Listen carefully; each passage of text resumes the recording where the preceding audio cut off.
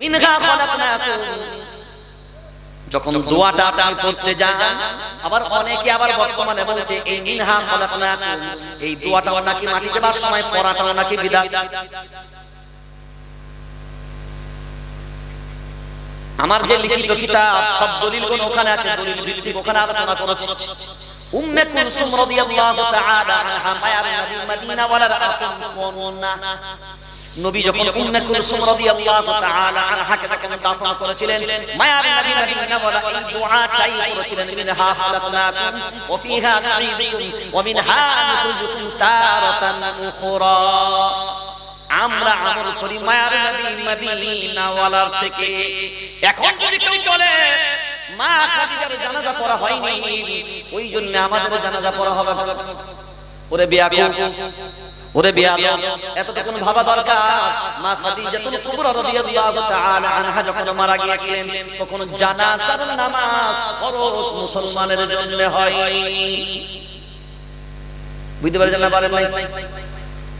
এখন যদি কেউ ওটা দলিল টেনে নিয়ে আসতে যায়, সম্ভব হবে? কথা বলেন না সম্ভব হবে? আমাদের কিছু শিক্ষিত যুব সমাজ এইগুলোকে ফলো করে আর মসজিদে এসে ইমামদের সামনে কুটকুটনি ধরিয়ে দেয়, বলে হুজুর এত বড় মাপের। আমি আজকে দেখলাম ফেসবুকেতে একদম হাদিসের হাওয়ালা দিয়ে একদম দলিল ভিত্তিক আলোচনা করে তিনি বললেন মিনহা খালাকনাকুম এই দোয়াটা বিদআত। এখন শিক্ষিত যুব সমাজ এর তো প্যালপ্যালিশন শুরু হয়ে গেল। এখন লোকাল ইমাম সাহেব, ও তো ৫,০০০ টাকার ইমাম সাহেব রেখেছেন। কয় হাজার টাকা? কয় হাজার? ৫,০০০। না ফতোয়া আলমগীরি মোতালা আছে, না এরকম কিতাবের যোগ্যতা হয়তো থাকবে। এখন সেই ইমামকে যদি এবার সামনে গিয়ে প্রশ্ন করে হুজুর তোমরা যে এতদিন পর্যন্ত মিনহা খালাকনাকুম বললে এটা তো বিদআত, এখন সেই ইমাম সাহেব বেচারা টেনশনে পড়ে গেছে, ও খুঁজবে কোথায়? এখন বলেন মিনহা খালাকনাকুম এর অর্থটা কি হচ্ছে? আর আপনি যে মাটি দিচ্ছেন লজিক্যালি একটা প্রথমে বোঝেন, দলিলটা পড়ে নেবেন, লজিকটা বোঝেন। মিনহা খালাকনাকুম সবাই আপনারা জানেন আল্লাহ এই আয়াতের ভিতরে তিনটে কথা বলেছে। কয়টা কথা?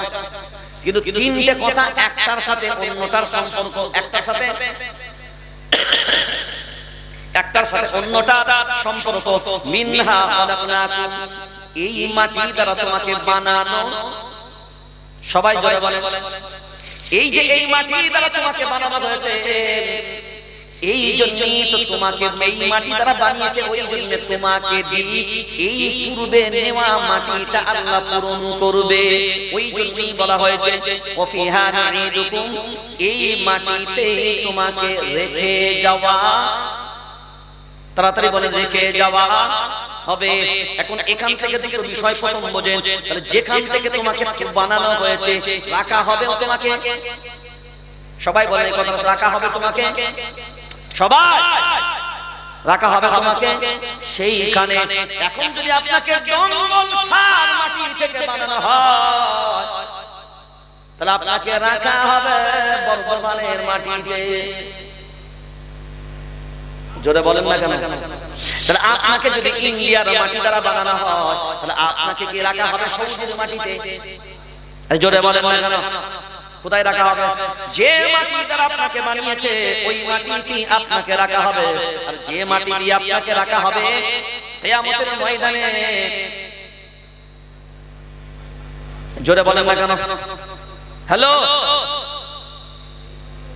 কোথা থেকে তোলা হবে? জোরে বলেন। ওই মাটি থেকে। কোন মাটি থেকে? তিনটে কথা বেরিয়ে নেন। ওই মাটিতে বানানো, ওই মাটিতেই রেখে যাওয়া, ওই মাটি থেকেই আবার কিন্তু কিয়ামতের ময়দানে উঠানো হবে।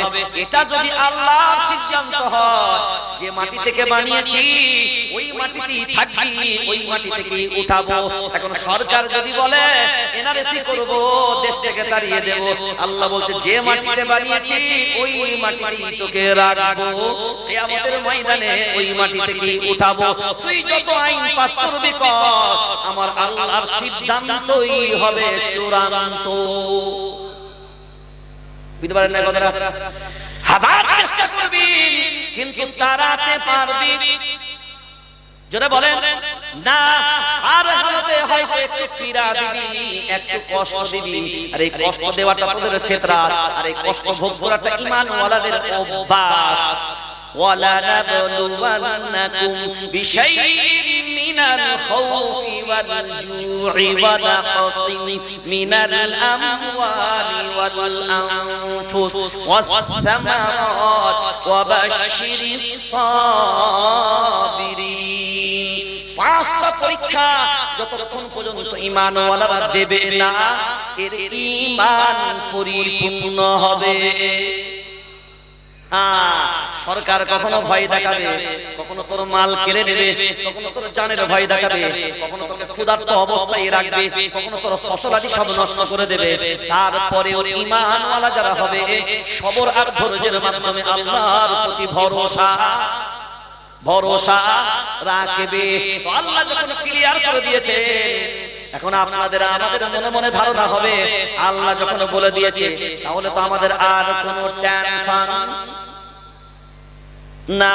তারপরেও যদি 10 জনকে তারা, তখন বলবে হুজুর তুমি যে বায়ান করলে তারাবে না, কি করে তাড়ালো বলো?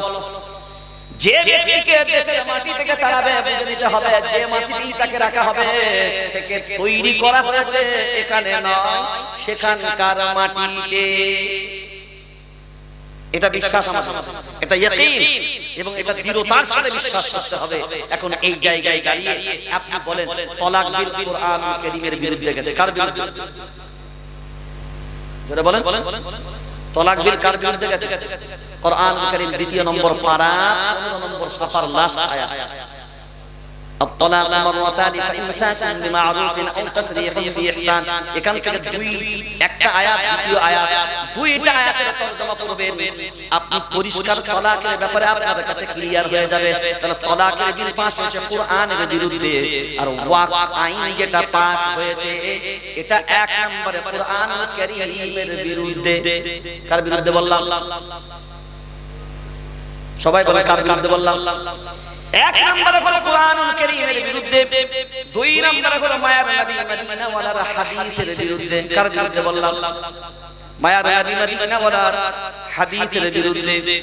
2 দিক দিয়ে নয়, 3 দিক দিয়ে এবার আপনাকে দলিলটা বোঝা লাগবে, কারণ এই আইনটা আমাদের এই জন্যই বোঝা দরকার, কেন আমরা আন্দোলন করব।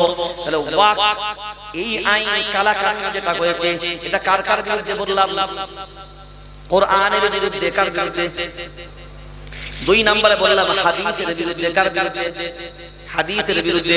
3 নম্বরে বললাম ভারতবর্ষের সংবিধানের বিরুদ্ধে। কার বিরুদ্ধে? ভারতবর্ষের সংবিধানের বিরুদ্ধে। 1 নম্বর দলিল কোরআনুল কারীম নিজে ক্লিয়ার করে দিয়েছে সূরা তাওবার ভিতরে 10 নম্বর পারা 8 নম্বর সাফার ভিতরে আল্লাহ বলেন ইন্নামা ইয়া'মুরু মাসাজিদাল্লাহি মান আমানা বিল্লাহি ওয়াল ইয়াউমিল আখির ওয়া আকামাস সালাতা ওয়া আতাজ যাকাতা ওয়া লাম ইয়াখশা ইল্লাল্লাহ ফাআসা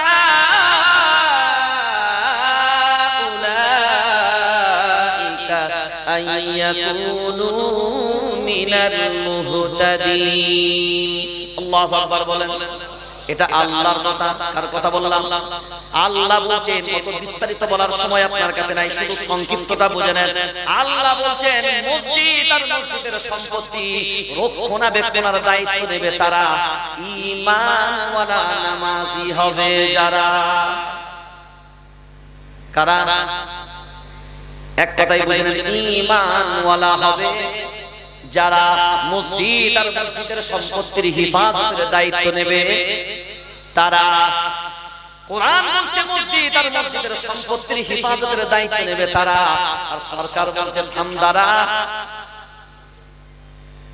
কারণ তোদের ভিতরে যত কমিটির মেম্বার হবে 2 জন বেঈমানকেও ঢুকাতে হবে। সরকার কি বলে? 2 জন অমুসলিমকে রাখতে হবে। আল্লাহর কোরআন বলে নট অ্যালাউ, একটাও অ্যালাউ করা যাবে না। কারণ মসজিদেতে ঈমানওয়ালা ছাড়া কেউ মাথা মারবে না। এটা হলো কোরআনুল কারীমের ঘোষণা। আর মায়ার নবী মদিনা ওয়ালার ঘোষণা হলো ইদা মাতাল ইনসান ইনকাতা আনহু আমালুহু ইল্লা মিন সালাসা ইল্লা মিন সাদাকাতিন জারিয়া। প্রত্যেকটা ওয়াকফ সম্পত্তি হলো সাদকায়ে জারিয়া। প্রত্যেকটা ওয়াকফ সম্পত্তি সাদকায়ে জারিয়া। তো নবী বললেন সদকায়ে জারিয়া, আর সদকায়ে জারিয়া মাল হয় আমার নয়, তোর নয়, তোর বাপের নয়, এটা হয় আমার আল্লাহর মাল। কার মাল? জোরে বলেন আল্লাহর মাল। এখন বিবেক দিয়ে বলো, এই যে ওয়াকফের সম্পত্তিগুলো দান করা হয়, এটা কারোর কাছ থেকে চেয়ে মেগে আমরা দান করি না, দান করি ওটা আমার নিজস্ব সম্পদ হয় যেটা। তো আমি আমার সম্পদ নিজের ইচ্ছায় আল্লাহকে যখন দান করলাম, ওটা ওয়াকফ সম্পত্তি হয়ে গেল। কারণ ওয়াকফ সম্পত্তির ক্ষেত্রে একটা মাসলা হলো, যে ওয়াকফ করে ওই ব্যক্তিকে বলা হয় ওয়াকিফ। কি বলা হয়? সবাই বলেন ওয়াকিফ। ওয়াকিফ মানে হলো যে ব্যক্তি ওয়াকফ করেছে। আর ওয়াকফের একটা শরীয়ত বিধান হলো, ও ওয়াকফের একটা ডিড হবে, ডিড। ওই ডিড উল্লেখ হবে যে কারণে ওয়াকিফ দান করেছে, ওই সম্পত্তিটা সেই কাজে ব্যবহার করতে হবে। কি বললাম? কোন কাজে ব্যবহার করতে হবে?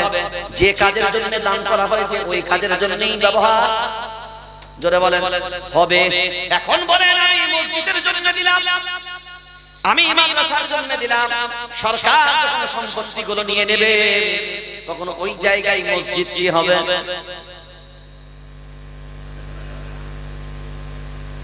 ওই জায়গাটাই কি আর মসজিদ হবে? ওই মাদ্রাসার জায়গায় কি মাদ্রাসা হবে? তখন তারা ওই জায়গায় অন্য কোন কাজের জন্য জায়গাগুলো ব্যবহার করবে। তাহলে শরীয়ত বিধান অনুযায়ী, এটা ফায়সালা অনুযায়ী ওয়াকিফ যে উদ্দেশ্যে দান করেছে সেই উদ্দেশ্যেই ব্যবহার করা লাগবে। অন্য কোন উদ্দেশ্যে এই সম্পত্তি ব্যবহার করা যাবে না। শরীয়তের বিধানের বিরুদ্ধে ফতোয়ার দিক দিয়েও পেয়ে গেলাম এই কাজটা করা যাবে না। নবীর হাদিস থেকে পেলাম সদকায়ে জারিয়া আমার আল্লাহর আমানত, এইটা অন্য কাউকে আমরা দিতে পারবো না। আল্লাহর কোরআন থেকেও পেয়ে গেলাম, আল্লাহর কোরআন বলে না এই জায়গা সম্পত্তির হিফাজতের দায়িত্ব পরিপূর্ণ ঈমানওয়ালারা নেবে, অন্য কেউ নেবে না। এরপর সরকার এই ভারতবর্ষের মাটিতে আমরা যে আইন অনুযায়ী চলি ওইটা হলো ভারতবর্ষের সংবিধান। এখন ভারতবর্ষের সংবিধান 14 নম্বর ধারা এবং 26 নম্বর ধারা। কত নম্বর ধারা বললাম? জোরে বলেন। 14, 26, 25 নম্বর ধারা, 15 নম্বর ধারা, 21 নম্বর ধারা, 25 নম্বর ধারা আমি অলরেডি খুলে আছি। 25 নম্বর ধারার হেডলাইনই হলো ধর্মের স্বাধীনতার অধিকার। ধর্মের স্বাধীনতার অধিকার। যে কটা ধারা বললাম আপনাকে খুলে খুলে এত দূর থেকে আপনি সব বুঝতে পারবেন না, কিন্তু ধারাগুলো আপনার চোখের সামনে আমি আপনাকে প্রত্যেকটা কথাই বলছি। প্রত্যেকটা ব্যাপারে ধর্ম গ্রহণ, ধর্ম আচরণ, ধর্ম প্রচার, ধর্মের স্বাধীনতা সব জিনিসের এমন কি জানেন, জাতীয় সঙ্গীত এর উপরে কিন্তু হাইকোর্টে একটা হাইকোর্টে মামলা উঠেছিল। সেই হাইকোর্ট কিন্তু রায় দিয়েছিল ভারতবর্ষের কোন মানুষ যদি মনে করে কেউ যদি তার উপরে চাপিয়ে দেয় জাতীয় সঙ্গীত বাধ্যতামূলক, সংবিধান বলেছে না কাউকে জোরপূর্বক চাপিয়ে দেওয়া যাবে না, এটা জাতীয় সঙ্গীত ঠিক কথা। এইটা যদি কেউ না পড়ে এর কারণে দেশের অপমান হবে, এটা কোনোদিন মানা যাবে না। এটা হাইকোর্টের অর্ডার। এখন পুরো পড়তে গেলে অর্ডারটা আপনাকে পুরো পড়ে শোনাতে হবে। তাহলে সংবিধান বলছে, শুনে রেখে দাও, যার যার ধর্ম স্থান আর যার যার ধর্ম প্রতিষ্ঠান। কয়টা কথা বললাম? যার যার ধর্ম স্থান আর যার যার ধর্ম প্রতিষ্ঠান, এগুলো দেখাশোনার দায়িত্ব নেবে তারা, সেই ধর্মের মানুষ হবে যারা। কারা? সেই ধর্মের মানুষ হবে যারা। তাহলে কোরআন থেকে পেলাম দলিল 1 নাম্বার, হাদিস থেকে পেলাম 2 নাম্বার, শরীয়তের ফতোয়া থেকে পেলাম 3 নাম্বার, আর ভারতবর্ষের সংবিধান থেকে পেলাম 4 নাম্বার। সবটাই গেল এই কালা কানুনের আইনের বিরুদ্ধে। এবার মুসলমান বলো, কোরআনের বিরুদ্ধে যাবে যেটা, সংবিধানের বিরুদ্ধে যাবে যেটা। এই জন্যই তো ভারতবর্ষের পার্লামেন্টে 232 জন ভোট দিয়েছে এই বিলের বিরুদ্ধে। 39 জন এমপি হলো মুসলমান, 193 জন এমপি হলো অমুসলিম। এই 193 জন অমুসলিম এই বিলের বিরুদ্ধে ভোট দেওয়ার কারণটা হলো কোরআনের বিরোধিতার জন্য নয়, হাদিসের বিরোধিতার জন্য নয়, শরীয়তের বিরোধিতার জন্য নয়। তারা এই জন্যই বিরোধ করেছে, এই আইনটা ভারতবর্ষের সংবিধানের বিরুদ্ধে গেছে। এখন মুসলমান মনে মনে ভাববে এই আন্দোলন বুঝি মুসলমানদের, না রে আল্লাহর গোলাম না। 193 জন যারা বিরোধ করেছে তারা কিন্তু সবাই মুসলমান না, সবই হলো অমুসলিম ভাই। 7টা এমএলএ গেলে একটা এমপি হয়। এখন বলেন এত বৃহৎ একটা অঙ্কের মানুষ এর বিরোধিতা করেছে। ওই জন্য এই আন্দোলন শুধু মুসলমানদের আন্দোলন নয়, কারণ সংবিধানকে ভালোবাসবে যারা, গণতন্ত্রকে ভালোবাসে যারা, ধর্মনিরপেক্ষ মতবাদকে ভালোবাসে যারা, এই দেশের স্বাধীন ভারতবর্ষকে ভালোবাসবে যারা, সংবিধানকে সামনে রেখে এই সংবিধান বাঁচানোর লড়াইয়ে হিন্দু ভাই হলেও এই আন্দোলনে শরীক হবে, অন্যান্য ধর্ম অবলম্বী যারা আছে তারাও শরীক হবে। মুসলমানের মাথা ব্যথা বেশি কেন?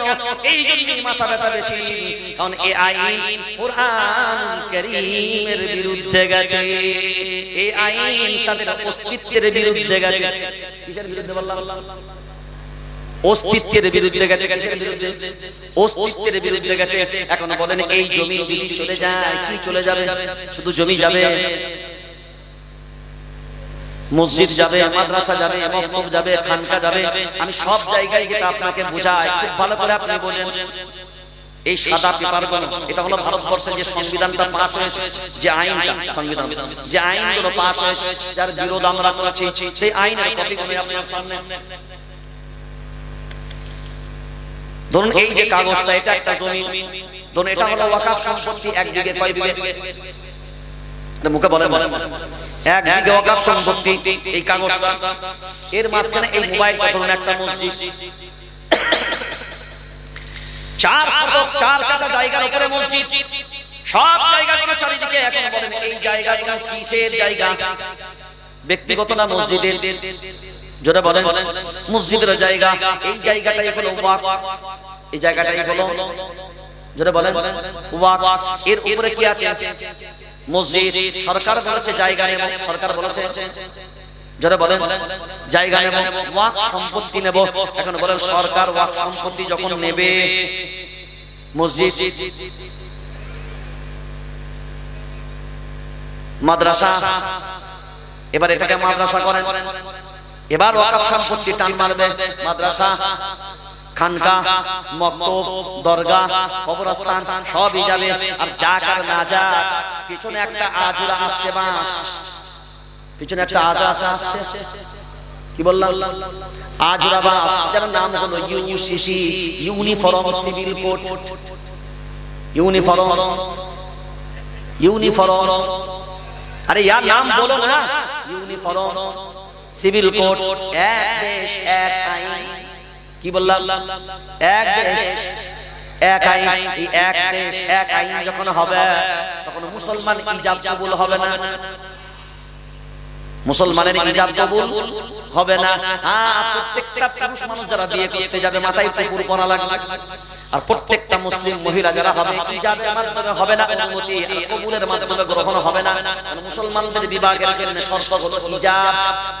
যেটা আগে হয় ওটা ইজাব, আর যেটা পরে হয় ওটা কবুল। সেটা ছেলের ক্ষেত্রে হতে পারে, মেয়ের ক্ষেত্রে হতে পারে। আগেরটা হবে ইজাব, পরেরটা হবে কবুল। এইটা যেমন আপনার সিস্টেম আছে, এক দেশ এক আইন যখন হবে, এই সিস্টেম চলবে না। আপনাকেও 7 পাকে ঘুরতে হবে। মহিলা যারা হবে শাখা শুরু করতে হবে। ইউনিফর্ম সিভিল কোডে এই আইনে আপনার জন্য লাগু হবে। এইটাও কিন্তু জেপিসিতে কেন্দ্রীয় সরকার পাঠিয়ে দিয়েছে। অনেক মানুষ বলছে, লজ্জা লাগে, বলছে 5ই মে সুপ্রিম কোর্ট ডিসিশন দেবে, কতদিন পর্যন্ত চুপ থাকতে হবে, আন্দোলন করা যাবে না। আমি আপনাকে জিজ্ঞাসা করি, তুমি কি করে জানলে বন্ধু 5ই মে ডিসিশনটা তোমার পক্ষেই যাবে? বুঝতে পারেন নাই? তাহলে এইটা যদি বুঝতে চান, একটু ইতিহাসটা পেছনে ফিরা যায়। বাবরি মসজিদের সময়, বাবরি মসজিদের শুনানি কোথায় হয়েছিল? জোরে বলেন, কোথায়? সুপ্রিম কোর্টে। কোথায়? জোরে বলেন না, কোথায়? সুপ্রিম কোর্টে। এখন আমার দিকে তাকান, বাবরি মসজিদের সময় সুপ্রিম কোর্ট রায় দিল। 1942-44 সাল পর্যন্ত আমরা দেখেছি বাবরি মসজিদে নামাজ হতো।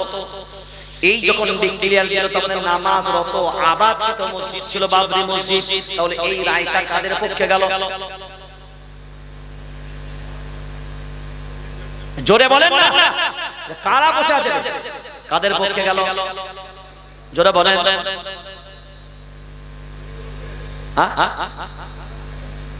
মুসলমানদের পক্ষে, কাদের পক্ষে? জোরে বলেন কাদের পক্ষে? দোয়া করো। আমি খুব ছিটা গরম ছেলে, শিকড় গজিয়ে গেছে। মজা মারতে বসেছেন নাকি? কাদের পক্ষে গেল? এইগুলো কোথায় ছিল? এরা আবার বলে একা আন্দোলন করবো ডঙ্গল সাথে। বলে হুজুর আসুন আমরা একাই আন্দোলন করবো। এই জাতিকে চিনে নিয়েছি, এই জাতিকে না বাস্তব বলছি। প্রথমে বললাম গিলতেও পাচ্ছি না, ফেলতেও। কলকাতার মাটিতে একটা আন্দোলনে গেছি, সামনের সারিতে আমি দাঁড়িয়ে আছি, কারণ আল্লাহ ছোট্টবেলা থেকে আন্দোলনমুখী করেছে আমার মতো মানুষটাকে। তো পুলিশের টিয়ার সেল আর কাঁদানে গ্যাস চলছে। টিয়ার সেল বুঝেন তো? খেয়েছেন কোনোদিন? একদিন খেলে নানির নাম মনে পড়ে যাবে। একদিন খেলে নানির নাম মনে পড়ে। কাঁদানে গ্যাস খেয়েছেন কোনোদিন? খেয়েছেন? আন্দোলন করবো, আগে এগুলো খাবেন, তারপরে বলবেন আন্দোলনে মাটিতে নামবেন। তো পুলিশের কাঁদানে গ্যাস আর টিয়ার সেল যখন চলছে সামনের সারিতে, তো আমরা তো পিছনে তাকানোর কোনো সুযোগ নাই। সামনের দিকে আগাচ্ছি। তারপর আমার 20 মিনিট পর আমার মনে হলো যে এতক্ষণ যে লড়াই চলছে পুলিশের সাথে টিয়ার সেল আর কাঁদানে গ্যাস, তো নিশ্চয়ই এতগুলো জনগণ, হাজার জনগণ পিছনে, হ্যাঁ নিশ্চয়ই কত পালিয়েছে কিছু মানুষ, ঠিক কথায়। কিন্তু আমার দৃঢ় বিশ্বাস ছিল আমি যখন সামনে আছি আমার মুরিদগণ অন্তত আছে। যখন পিছন ফিরে তাকাচ্ছি তো আলহামদুলিল্লাহ একটা আল্লাহর ওয়ালাও নাই। কি বললাম? যখন পিছনে তাকিয়েছি একটা আল্লাহর ওয়ালা নাই। হ্যাঁ বললাম আমার হাতের মুরিদগুলো কোথায়? তারপরে যখন ঠান্ডা হয়ে গেছে তখন খুঁজছি, কেউ দেখি লরির তলায়, কেউ দেখি ছায়ার তলায়। বলে কি ব্যাপার? বলে যখন হুজুর চলছিল সব এসে জাতি কাটছে। এই জাতি তো এদেরকে লড়াই করবেন। সে নূপুর শর্মার সময়, নাম বলছি না জায়গা, যেহেতু মিডিয়া চলছে, একটা মিছিল হবে, আমি গেলাম, ডাক দিল, চলে গেলাম। সবাই বললো হ্যাঁ হুজুর আপনার নেতৃত্ব হবে। আমি চলো ভাই নেতৃত্ব হবে, চলো। সামনে সেই নেতৃত্ব দিয়ে যাচ্ছে। 100 থেকে 200 মিটার খালি গেছি, তখন এবার পিছন থেকে যারা আসছে আমাকে এই খুঁজে করো না, বুঝতে পারেন কি এই হুজুর কি এবার সরো না, মানে এবার তোরা সরে যায়, এবার আমরা রাস্তা সামলাই। সে আমি তো সামনে ছিলাম, ঠেলে ঠেলে ঠেলে ঠেলে আলহামদুলিল্লাহ পিছনে ছিলাম। মানে তখন আর সিদ্দিকুল্লাহকেও কি চিনতে পারে না। যখন দেখলাম যে গতি ভালো না, আমার তখন অনুভব হয়েছে যে সুজা যা অবস্থা, সামনেও যেতে পারবো না, ঠেকাতেও পারবো না, আটকাতেও পারবো না। কারণ এই জাতি এদের প্রতি বিশ্বাস ভরসা করাটা বড় কঠিন। কারণ এরা প্রকৃত নেতা মাননেওয়ালা নয়, কারণ এরা সবাই বুঝতে পারেন না। আজ বর্তমানে মুসলমানদের দশা এমন কেন? এই এতগুলো নেতা হওয়ার কারণে। বুঝতে পারেন না? ও নেতা যখন ডাকছে ওর অনুসারীরা ওর যাবে, এর অনুসারীরা এর যাবে। ও বলছে আমার নেতা ডাকা নাই, আমি কেন যাব? আমাদের এটাই তো হচ্ছে, আমাদের অবস্থা এটাই হচ্ছে। কেউ মনে করলো এই আন্দোলনটা আমাদের নয়, তো আন্দোলন তোর নয়, তোদের নয়। তোকে কে বলেছে ওয়াকফের আন্দোলন কি তোমার না আমার? তবলিগের না দেওবন্দি? তোমার জামাতে মানে আমার জামাতে? তাহলে এক জামাত যখন করে আর এক জামাত বিরোধ করো কেন? এগুলো বুঝতে হবে যে যত বড় বড় মানুষ হোক না কেন, বিরোধ যখন করবে বুঝে নিতে হবে এ অন্যায়ের বিরুদ্ধে যখন নয়, এ ন্যায়ের বিরুদ্ধে যখন গেছে, হতে পারে না এ যেমনই পরিচয় হোক না কেন এ মুরতাদ। এটা তো মুরতাদের অভ্যাস।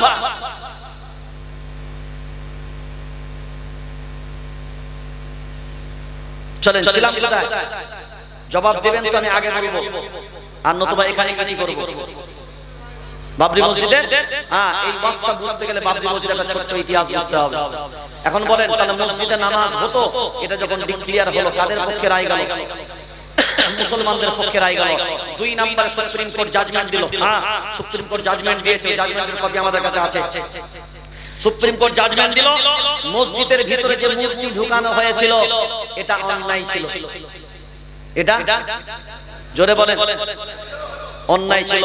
তাহলে এই রায়টাও তাদের পক্ষে গেল, যেমনি দুটো রায় মুসলমানদের পক্ষে গেল। দেখেছিস তো এবার যাচ্ছে, এবার খালি বলবে বাবরিটা পালিয়ে। যারা বলছে পাঁচই মে সুপ্রিম কোর্ট তো বাই দেবে বলেছে, এখন কি বলে দরকার আছে? তো বাবরি মসজিদের সময় এতগুলো রায় তো আগে বলেছিল, তো লাস্টের রায়টা কেন তোমার বিরুদ্ধে গেল? সুপ্রিম কোর্টে বাবরির সময়তেও তো তুমি অপেক্ষা করেছিলে। 2 নাম্বার 3 নম্বরে জাজমেন্ট হলো 1992 সালে 6 ডিসেম্বর যে বাবরি মসজিদ ভাঙা হয়েছিল, এটা অপরাধ। ভাষাটা আমার বুঝবেন, অপরাধ।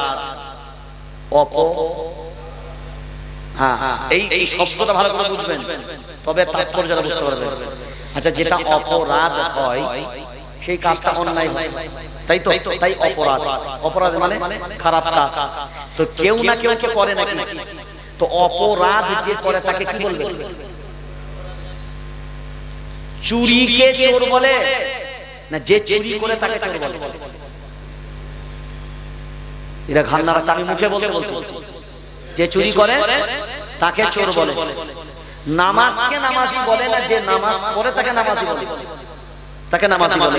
তো সরকার আপনার কোর্ট বলছে অপরাধ মানে অন্যায়, তাহলে যারা করেছে তারা অপরাধী নয়? কথা বোঝা বলছে কাজটা অপরাধ, কিন্তু যারা করেছে তারা সব বেকসুর খালাস। বুঝতে পারেন? কাজটা অপরাধ, যারা করেছে তারা সব বেকসুর খালাস। এখন বলেন, যখন অপরাধ বলে দিল, মুসলমানরা বলছে এই তো বাবরি মসজিদ ভাঙাটা অন্যায়, কোর্ট বলছে আমাদের আবার লাফানোর দরকার কি আছে, এই তো আমাদের পক্ষে চলে গেল। 3টে রায় আপনার পক্ষে গেল। এবার মেন রায়, সার্ভের রিপোর্ট। সার্ভে মানে ইনকোয়ারি রিপোর্ট, তদন্তের রিপোর্ট। মাটি খুঁড়ে খুঁড়ে খুঁড়ে খুঁড়ে খুঁড়ে খুঁড়ে যা মাটি জড়ো করে সব কিছু ম্যাটেরিয়াল সব চক্রান্ত করে যখন একটাও কিছু কুঁচো পেল না, তখন সার্ভে রিপোর্ট বলছে এই মসজিদের আগে কোনো মন্দির ছিল না। সুপ্রিম কোর্ট জাজমেন্ট দিয়েছে মসজিদের পূর্বে কোনো মন্দির মানে অন্য কোন ধর্ম স্থান ভেঙে মসজিদ হয়নি। কারণ 1528 খ্রিস্টাব্দে বাবরের আমলের মসজিদ। তাহলে যখন এই কথা সিদ্ধান্ত সুপ্রিম কোর্ট দিচ্ছে মাননীয় জজ মহাশয়রা যে এখানে কোন ধর্ম স্থান ভেঙে মসজিদ হয়নি, তাহলে তো ফায়সালা ওখানেই হয়ে গেছে। কারণ মামলা তো প্রধান মামলাই ছিল যে অন্য ধর্ম স্থান ভেঙে মসজিদ হয়েছে, মামলা তো এটাই। তো যখন সার্ভের রিপোর্ট বলছে এটা ছিল না, মামলা তো খালাস। তাহলে ছিল না মানে মসজিদ ছিল, আর মসজিদ ছিল মানে মসজিদই থাকবে। রায় কার পক্ষে গেল? চূড়ান্ত রায় কার পক্ষে গেল? আপনাদের পক্ষে গেল।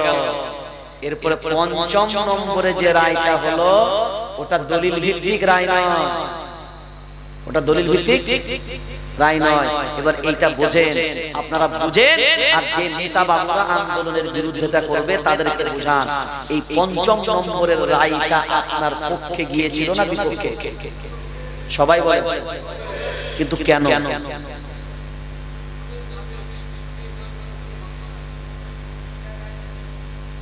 কেউ জানে না, কেউ জানে না। ওটা তো রায় দিয়েছে, কিন্তু রায়টা কেন বিপক্ষে হলো আমি কেন তার উত্তর জিজ্ঞাসা করছি, তাও ভুল। এবার শুনে নেন, বেকার আমি বলে দিচ্ছি, শুনে নেন। এই রায়টা ৫ম নম্বর রায়টা আস্থার উপরে হয়েছিল, এটা আমি বলছি না।